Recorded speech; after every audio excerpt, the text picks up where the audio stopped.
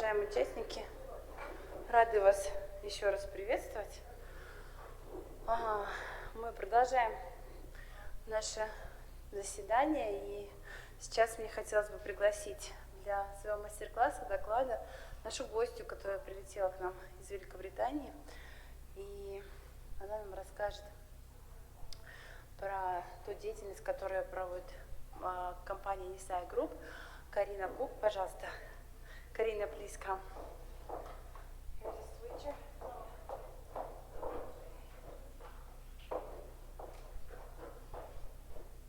Good afternoon, everyone. Thank you for coming today, and thank you for the opportunity for me to speak about inclusion. What I'm going to do is make this a little bit more interactive so that you kind of can ask me questions, I can ask you questions, and you get a feel of what I mean by inclusion. So what we're going to learn today basically is how at Nisai Group, we use technology for inclusive teaching practice.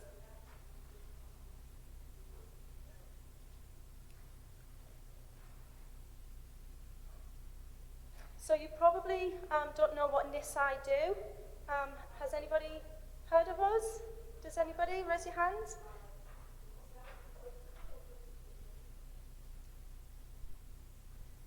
Yes. Thank you, Natalia.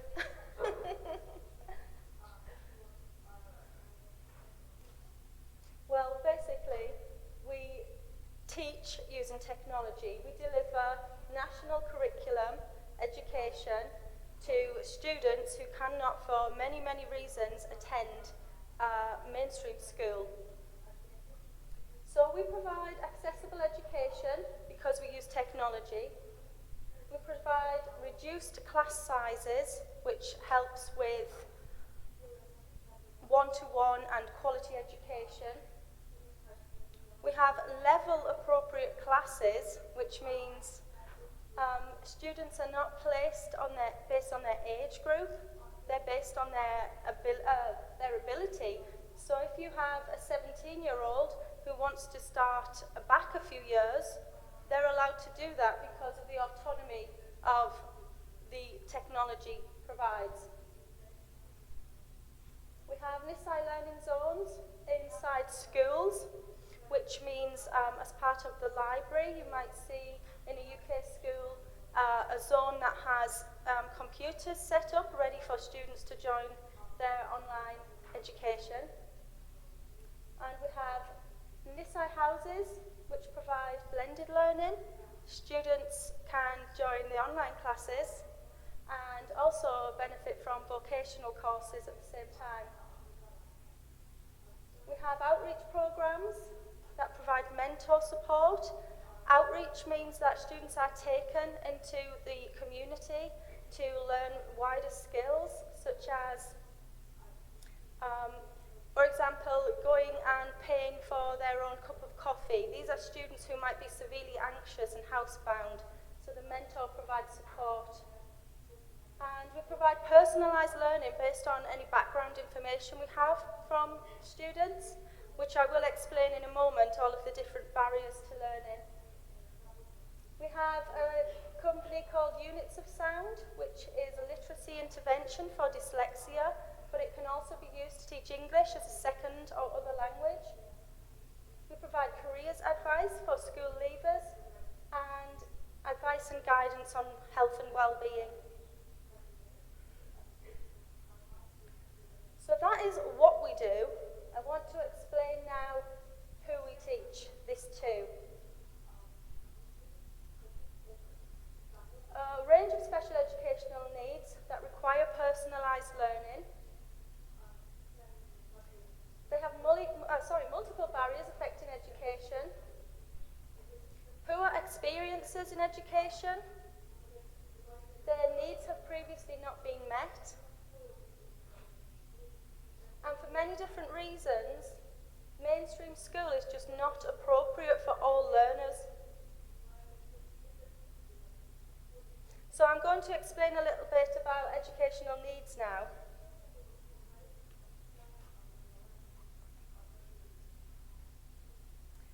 autism. Have you heard of autism? Anybody know what this is? Raise your hand. Little bit, yes? Okay. So autistic learners require bespoke programs because no two autisms are the same. So we say it's a spectrum for a reason. We can't say one size fits all. So students on the autistic spectrum are disadvantaged in mainstream education due to the setting itself. There's a problem with the setting. That means if a student has sensory processing disorders, which means their senses are heightened, any smells are overwhelming, any sounds are really overwhelming, touches, things like that. So in that environment at school, we can't control that for an autistic person. We can't control the surrounding, which other people are there, and what's going to be a trigger to set off kind of challenging behaviour. If they have communication barriers, which is synonymous with autism, the school environment itself can be a problem. Some autistic learners have language barriers, especially in English, because we speak with a lot of figurative terms, which are not understood because the literal meaning is different. And there's an expectation for social interaction in mainstream school, and this can be really off-putting and be a real barrier to autism, and it gets in the way of learning. Some autistic learners are non-verbal, and lots are anxious. All of these things create high levels of anxiety. Social and emotional behaviour difficulties is also a barrier to learning. This includes depression, eating disorders, school phobias, anxiety again, aggression, oppositional defiance disorder. So one of the most prevalent symptoms of SEBD is anxiety. And we can see this in many different ways, from challenging negative behaviour to withdrawal completely in the education system. Often the antecedent to such behaviour is the school setting itself. Social and emotional mental health is another recognised barrier to learning. Again, we have words like anxiety there, agitation, worry, frustration, phobia, drugs, psychological ill health, suicidal tendencies. So if a student is experiencing all of these things, their classroom learning is going to be the last thing on their mind. So lots of our students have been diagnosed with this. Attention deficit hyperactivity disorder, ADHD, shortened to, sees students that get in trouble a lot for challenging behaviour, for not sitting still, for not doing their work, for talking, all of these things that you're not expected to do in a mainstream classroom. However, at Nisai, we look at the positives of somebody with a diagnosis of ADHD. They're creative, they're passionate, they're unique, they're funny, they're honest, they're motivated, they just need the environment to couple with their barriers, and we can overcome this. Our students are also made up of the medically ill, so students accessing lessons from hospital schools, from their home due to not being able to leave the house. Some people have been bullied in the past and have now built up a school phobia, and so they work from home. But instead of just sending the students home with books, they're able to log on with technology and access high quality education. This is particularly useful for post-16 learners who've suffered from anxiety. They can go into a class anonymously. Nobody knows what they look like or how old they are. They're just a name logged in. Which image relates to anxiety? The answer is both. Often anxiety is demonstrated with aggression, aversion, inflexibility, and challenging behaviour. A school setting can bring out feelings of anxiety due to the child feeling inadequate in the setting, feeling unwelcome, feeling unprepared, feeling unskilled and uncomfortable. And if the school values are not shared in the home, the school setting is a very strange place for a young person who can't cope. And anxiety can be caused by many of the other barriers that we've seen as well. School phobia, for example, medical illness, autism. Can you pause it, please? Thank you. What happens when teachers do not understand or appreciate diversity? I think there's animation. I'll just use the clip. Do we have any ideas, please? What happens when a teacher does not understand the diversity in the classroom? So the diversity, like I've just been talking about, in terms of all of these barriers to learning, and we have a teacher saying, sit down, sit still, don't talk, do your work. What happens? Can anybody?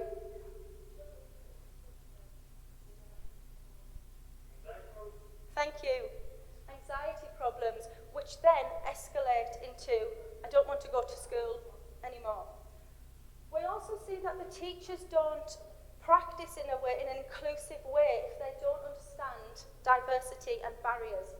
So by 2030, in order for us to achieve the goal of providing basic education to every child, UNESCO predicts that we'll need to train 70 million more teachers. With teachers leaving the profession due to stress and work overload, this is a problem. Teachers are leaving the profession with stress now, especially in the UK. Is this happening in Russia? Yes. So I think better skilled teachers would not feel stressed if they understand how to deal with challenging behaviour. At Nisai, teachers are trained in understanding and appreciating individual barriers and have knowledge of how to cope in challenging situations. We use the ABC model. This is a psychological model. A is antecedent. We look at the events, actions, or circumstances that occur immediately before behaviour. So something that triggers behaviour. And then the behaviour itself needs to be documented. So is it the child threw a chair? Is it the child ran away? Is it the child cried? These things are, the behaviour is telling as to how the child is feeling. Throwing a chair is aggression. Crying is, social and emotional. And then what is the consequence of this? So what happened afterwards? So we recognise the ABC in all behaviour. For example, let's look at this scenario. Teacher repeatedly asks the student to complete a piece of writing. Sit at your desk, do your writing, don't move, sit there, stay still, do your writing. Child continues to turn around, talk to their friends, and is constantly not engaged with the writing, okay? Student becomes angry because he keeps getting told to do this piece of writing and knocks the books off the desk. The teacher then shouts at the student, and the student throws a chair across the classroom.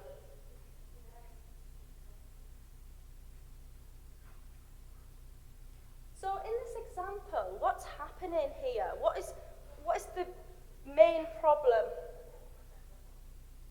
Can anybody answer that, please?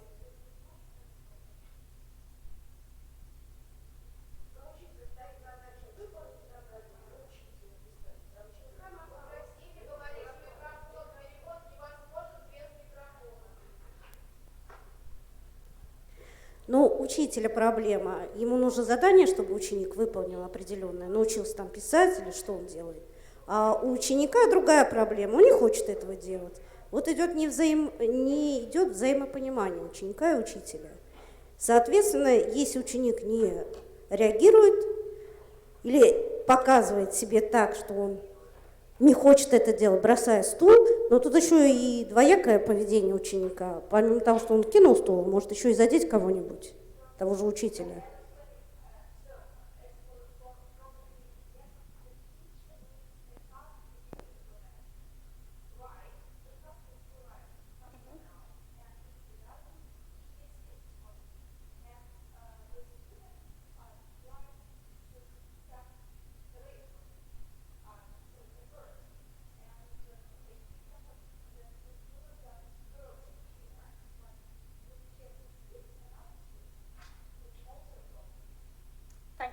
absolutely right. So the problem is here, the task itself, and then the consequences of the student not being able to do this task rightly, as you rightly said. So we've got the problem of the teacher not understanding the student here.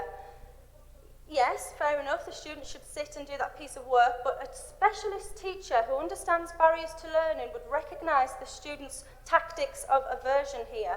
Why will that student just not sit down and do their work? Perhaps they lack the skills, the confidence, the ability. A teacher trained to recognise these and understand barriers would not let that escalate so much where it's endangered other students as well. So teachers need to be aware of this in their practice, and this is inclusive practice because we are not discluding any students who just can't do the task. They're not just penalised and sent out of the room. We need to know how to engage them, what to train them on. So could the teacher have done anything differently if more skilled?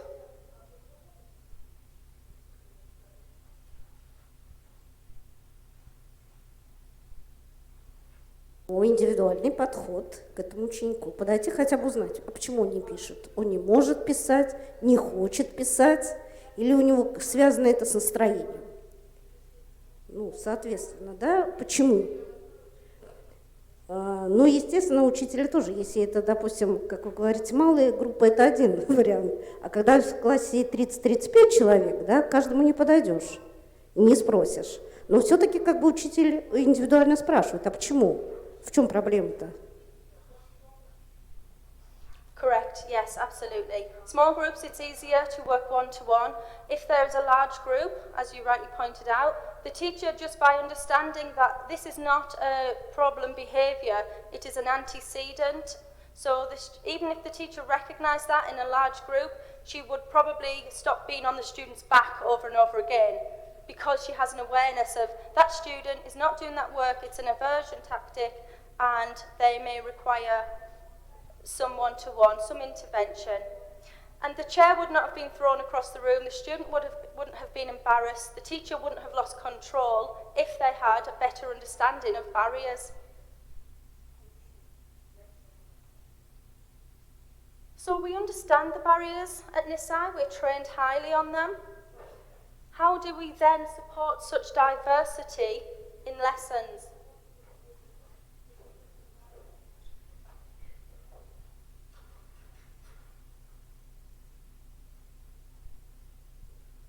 We have smaller class sizes.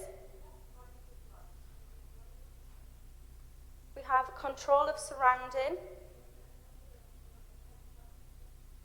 We have personalised setting. We have anonymity. Shorter, more focused lessons.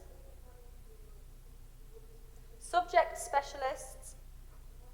Recorded lessons, lessons that are online, they're taught by a live teacher, as I'm standing here now, but the lesson is recorded, so the student is also logged in at the same time as the teacher to the web conferencing software. The lesson is being delivered and shared, it's recorded to watch later. We have compassionate teachers, praise and encouragement often, focus on achievements and soft skills. Do we know what I mean by soft skills?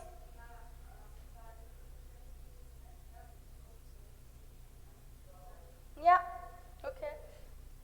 And create responsible citizens with the implementation of sustainable development goals.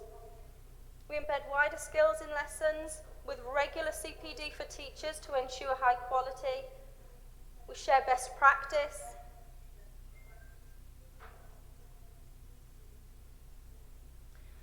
So I want to share with you now some case studies from our students of the impact that technology's had on their life, especially with being able to deliver this inclusive education.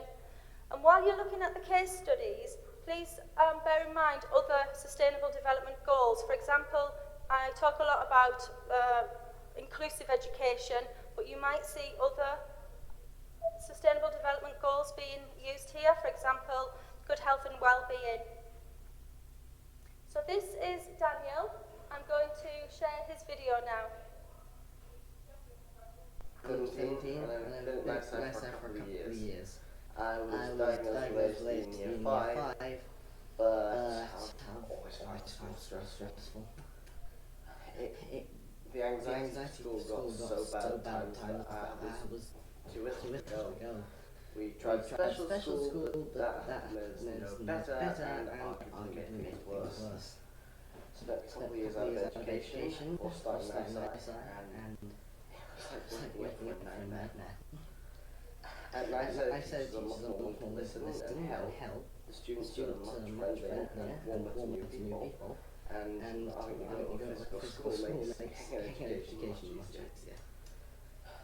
Now, at Nisai, we had an oral study for GCSEs, which we didn't think would happen in a normal school.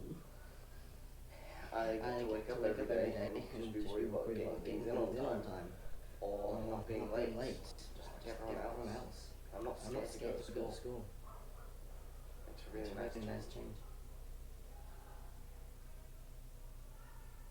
So Daniel has ASD, autism spectrum disorder. He's struggled with school for many years, since year 5, which is 10 years old.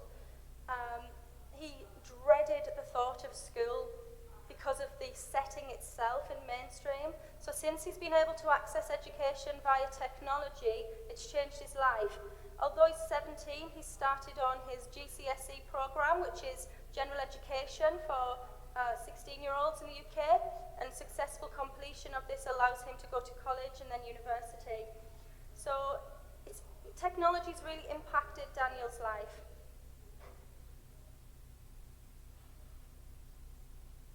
Rob is another student of ours.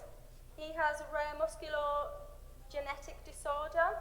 He breathes through a tube. He has a ventilator constantly going, which has caused deafness. He can only move one finger. He can't speak. He's with a member of our admin team because he was put forward for a prestigious award, which he came runner-up in. He can use one finger to manipulate technology if the finger is placed in the correct place for him. So, technology for somebody like Rob to access education is absolutely incredible. Without it, he wouldn't be able to do what he does now. He's completed different ICT, which is information communication technology certificates. IT is his passion, because you can imagine it's a life changer for him. He becomes involved in our online social clubs. He talks about his favourite movies, via blogging and things like that. So he's got a social community online as well as part of Nisai.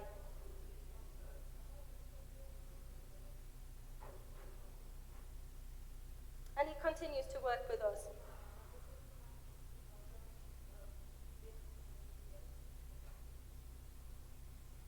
Sarah is a student who left in the summer. She was unable to attend mainstream school due to social and emotional mental health barriers. She had severe anxiety and depression. She was in my English class last year, and when she left, she sent me this wonderful email that I'm going to share with you today, because to me it shows how without technology Sarah wouldn't be able to go into the next chapter of her life. And she said to me, "I don't have any questions about my English or the exams because I feel very confident and feel like tomorrow I can do my very best. I just wanted to say thank you because over the time you've been teaching me, I've learned so much. Before you started teaching me, I really didn't like English and I didn't understand it, and now I enjoy it. It's become one of my favourite subjects. You've been so kind with me, you've made me believe in myself." She says, "You haven't just helped me with English, you've helped me with my confidence and happiness, because a year ago I was in a bad place, very depressed and scared that I would fail my exams and ruin my life. But now I have all the confidence I won't do that." She says a big thank you to Nisai for this opportunity. And amazingly, despite the anxiety and depression, just because Sarah was engaging with her online lessons, not having to leave the house, it's built up her social skills and her soft skills, and the confidence of passing her exams means that she could go on to college, which she's doing now, to train to be a hairdresser. So, that was her passion. She needed qualifications to do this vocational course.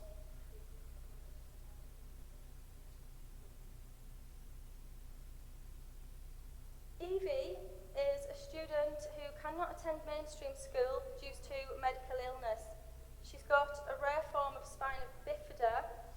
She completed GCSEs with us last year and is now working with Nisai on her A-levels, which are your college education, 16 to 18 years.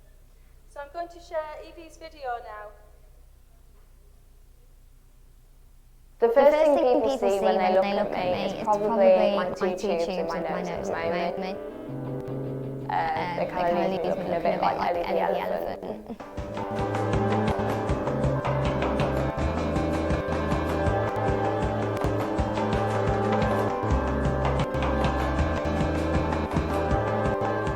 Currently I ride my horse Daisy all the time and compete.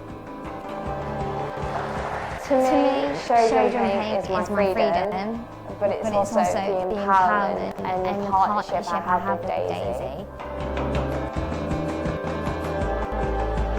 She is the person doing the sport, and for a short space of time she can forget about her difficulties.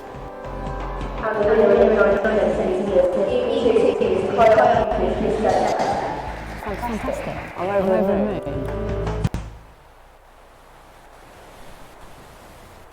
How are you feeling? My tummy hurts. You need some pain relief? Okay.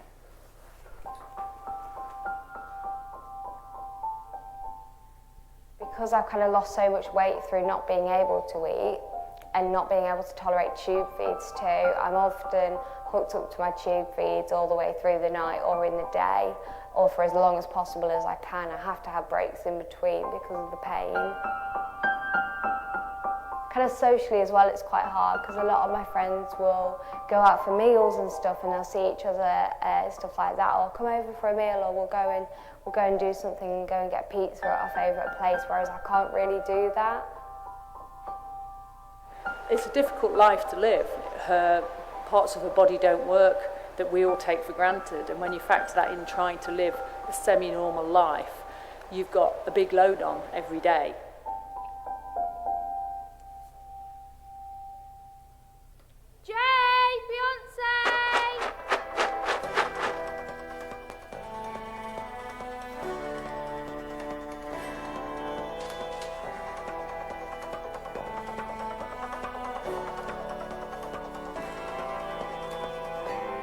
Hidden disabilities aren't really spoken about that much, and I really want to try and spread awareness for that and get more people talking about that and understanding it. And if I can do that and help other people, that would be amazing. Considering what a difficult time it's been, I can't tell you how proud I am for what Evie has still achieved alongside. When I see her stood there, it's an immensely proud moment for me. I'd love to be in the Paralympics one day. I really would love that. And get a little bit healthier, less hospital appointments and more time doing what I love.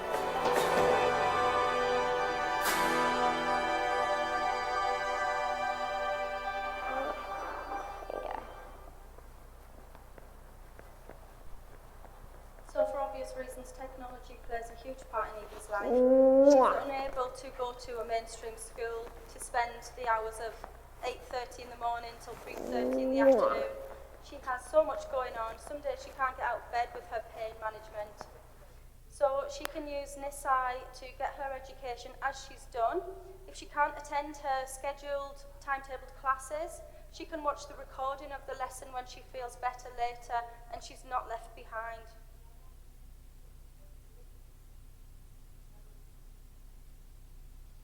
And the last case study I'll share with you is our Nisai House and Outreach students who are mentored. I mentioned this. Nisai houses are centres we set up in England for now, which have students actually come into the building with a blended education.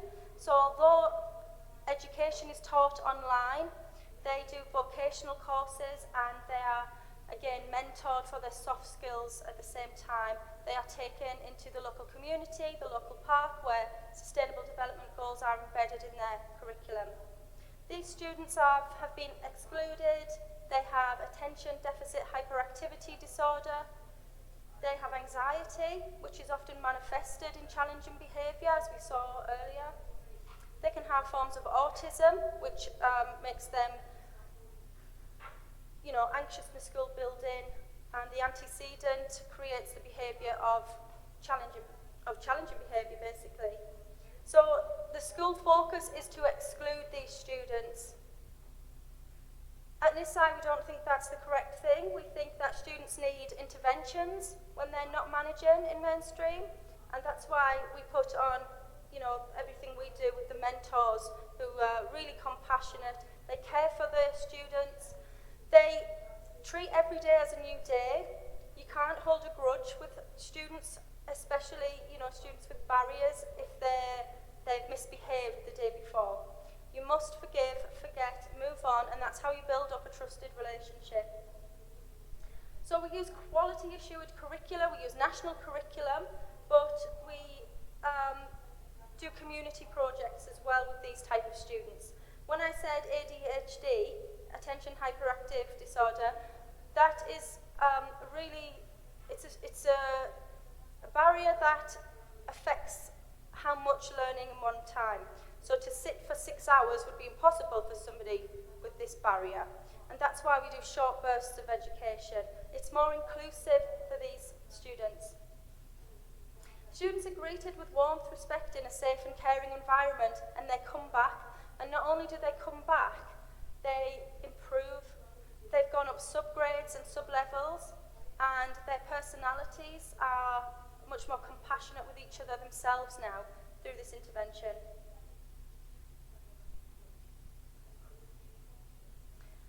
So mainstream school, it can be noisy, it's busy, it's crowded, and it's unpredictable. And it's definitely uncontrollable. We can't control the events when we're in a place with 1,000 other people. So how would that impact on learning? So the noisy, busy, crowded environment, for somebody with a barrier, how does that impact on learning?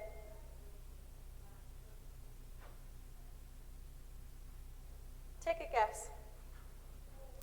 Ну, повышенная, во-первых, когда шумность идет, она не только на детей влияет, она влияет на все. Если большая скучность народу, допустим, 1500 детей находится в школе, ну, соответственно, не только дети кричат, да, иногда и учителя даже от шума устают, особенно перемены, особенно какие-то внеурочная деятельность какая-то. Но уроки еще как бы дисциплина существует, да, вот внеурочная переполненная школа влияет не только на детей, она вообще влияет на человека.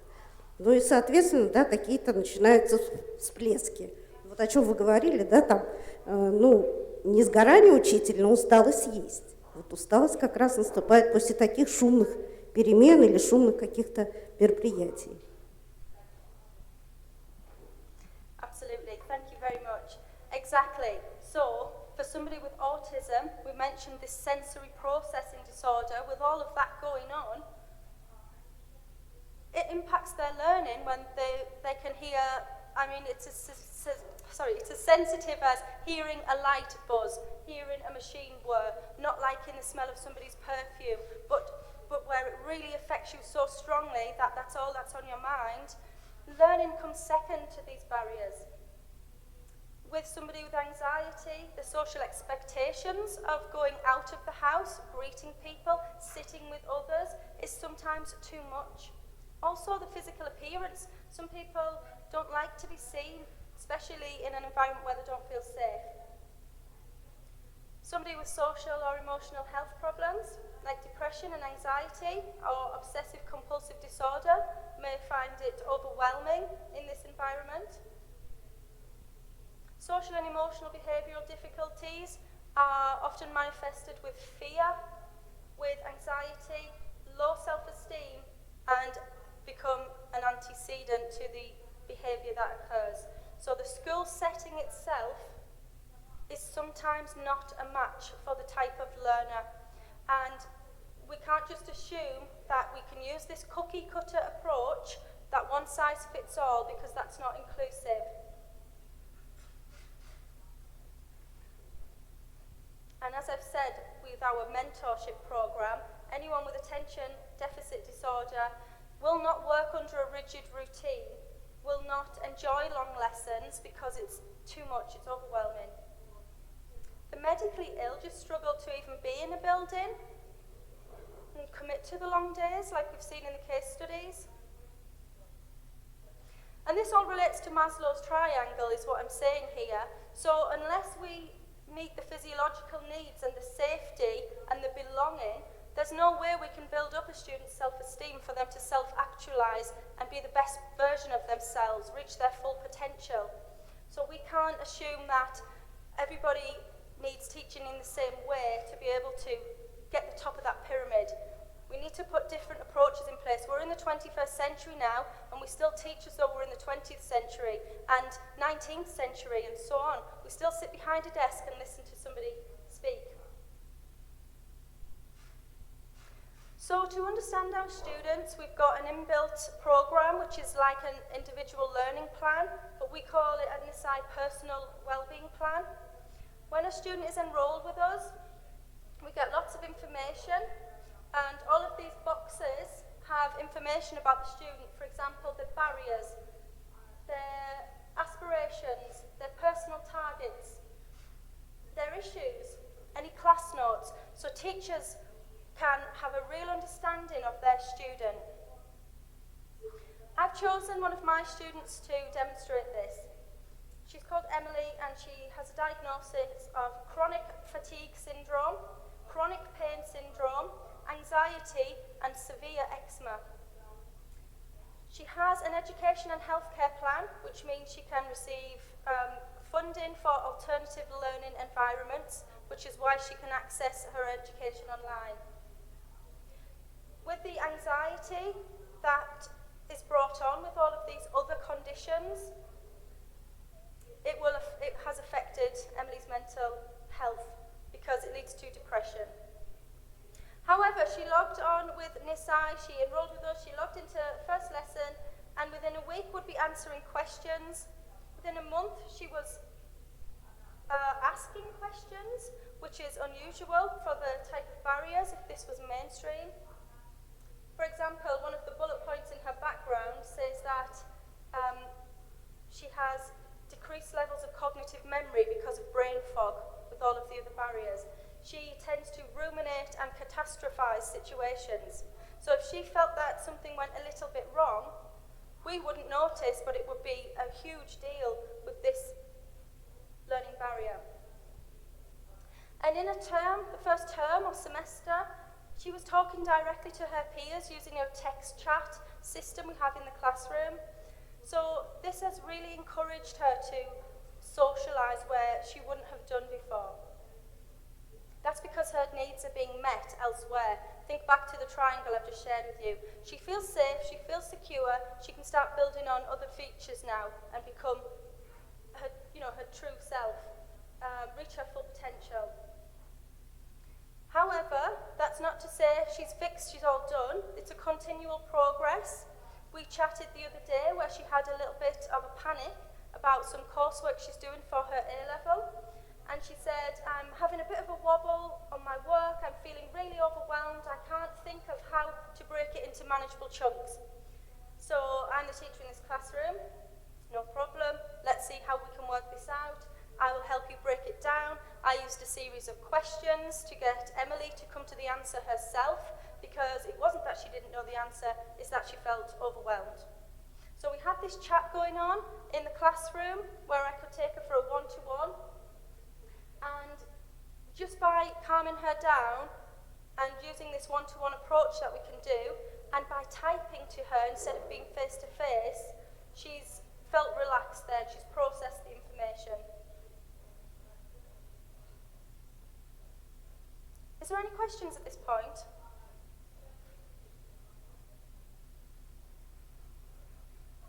Я правильно понимаю, то есть у вас идет не в классе обучение, а интернет-обучение? Correct, yes.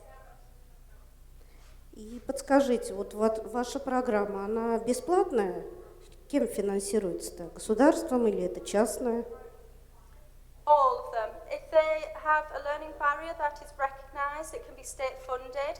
Some parents who haven't got the plan in place, we call it in England an education and healthcare plan, that comes with a medical diagnosis, which means they've got a recognised barrier. If they haven't got this plan in place, then parents pay privately. But most of our students are government funded, local authority.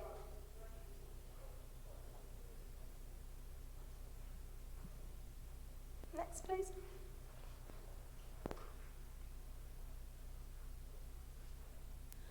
Скажите, пожалуйста, а ваша школа как-то переводится, название? Oh, the Nisai name, that's my CEO, Dhruv Patel, that's his, he's used this name based on his children's name. He's blended two of his children's names together to create the brand Nisai. So it doesn't have a definition. Про платное спросили, а про учителей. Вы готовите учителей. Существуют ли специальные курсы, вузы, в которых готовятся, или вы это как-то сами делаете? We have the generic teacher training, and they come to us from, if they've been qualified as a teacher, but then we supplement that with Nisai versions of teacher training, which is a lot more advanced, and we recognise all of the learning barriers, special educational needs, compassion, well-being, sustainable development goals, ongoing continual professional development, and scrutiny in terms of monitoring to ensure high standards. And we'll be talking about this actually on Thursday in workshop 3. I'll show you the process of that. Еще один вопрос. Раз вы говорите об интеграции детей в социальную, социализацию детей полную, даете вы по окончании вашей школы официальный, как сказать, документ об окончании образования? For the learning courses, do you mean for the education that the students receive? Yes, national curriculum. Аттестат, да, вот аттестат. Yes. State education. Спасибо. Yes. Thank you. Anybody else?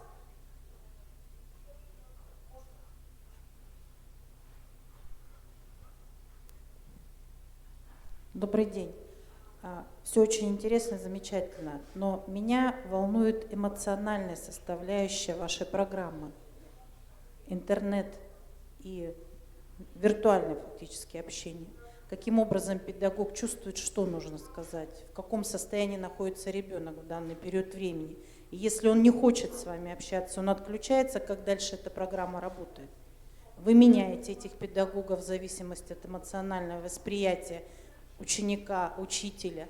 Как это происходит, подбор педагога к ученику? Если вот в вашей программе именно индивидуальный подбор ученика к учителю или наоборот? Спасибо. So there's a few questions there. Let me get this right. How do we... I forgot your first question. How do we select teachers? How do we adjust as teacher to a student? Первый вопрос, да? Yes, Эмоциональная составляющая, когда идет контакт через компьютер, учитель-ученик. Okay. Yes. Well, what we do with that is all teachers are trained to make fully engaging lessons. If, on the very rare occasion that the the student doesn't like the voice or something like that, then no problem, a timetable change. We discuss with parents and we ask what the problem is, and we just look at the personal needs of that student. Teachers are selected based on their qualifications and references, and if they meet our criteria when we get new teachers, we then train them to be even more advanced practitioners. Второй вопрос.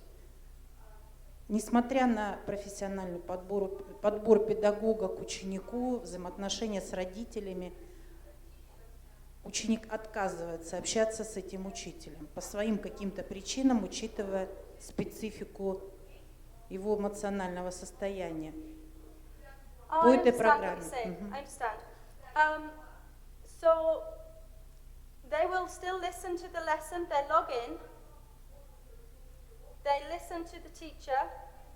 At first, sometimes they might not type back to us, they might not interact with peers. That's a process that can't be done straight away. Like I saw with Emily, it took a week or 2 weeks.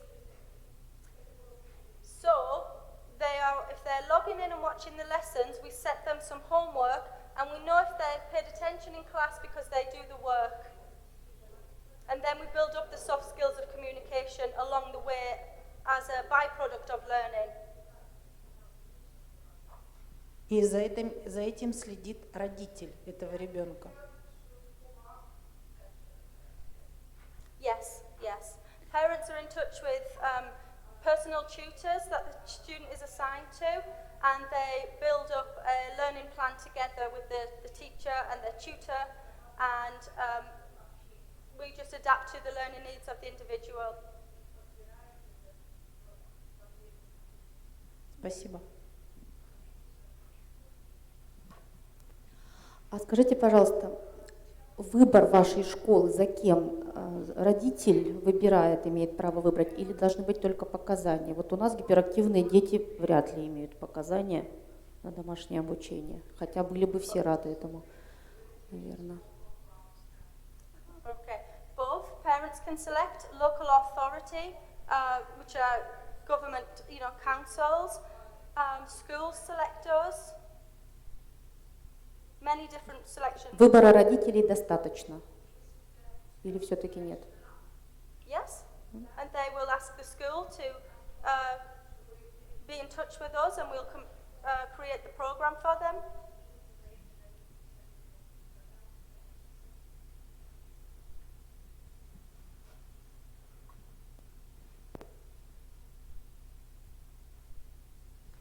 So we have all this information about our students. We have quality teachers.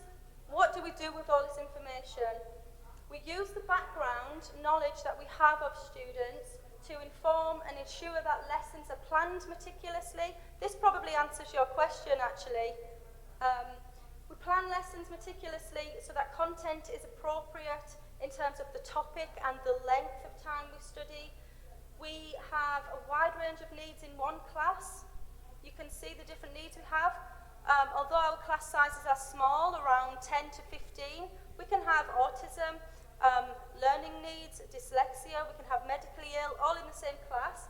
So we must be aware of how to be inclusive to all, and that is just being patient, going at the pace of the learners, creating engaging lessons, feeding back to parents, learning how the process has been for the student, and setting curriculum objectives in line with national level qualifications so that we're matching soft skills at the same time. We track and measure any progress being made like a mainstream school. We have high levels of success with these programs because of the style of teaching and the accessibility with the use of technology. And for this reason, in-depth and ongoing training is provided for teachers.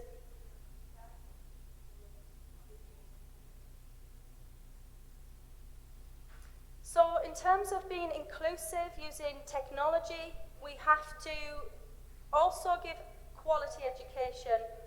Again, engaging lessons, subject specialist teachers, critical application of skills, so the students are doing all of this along their journey. Teamworking activities to allow for collaboration skills, responding and asking questions to learn that process, to build up communication, independent activities as well as taught sessions so that we can build up students' ability to think creatively. They demonstrate the skills in the classroom. We've got a range of drawing tools and typing tools. They can use their microphone if they want to. They demonstrate everything they've been taught with ongoing assessment for learning. In every online lesson, there is a form of assessment to ensure that what we are doing is making a difference. So that's the end of my presentation. I'd like to offer any more questions.